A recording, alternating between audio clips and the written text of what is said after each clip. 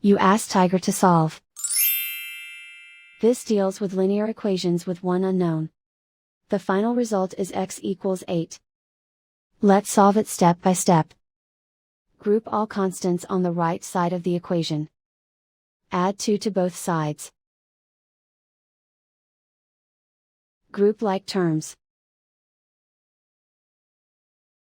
Simplify the arithmetic.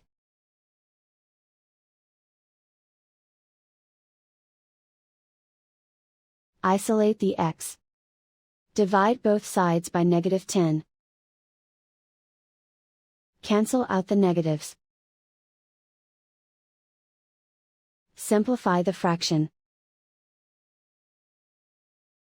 Cancel out the negatives.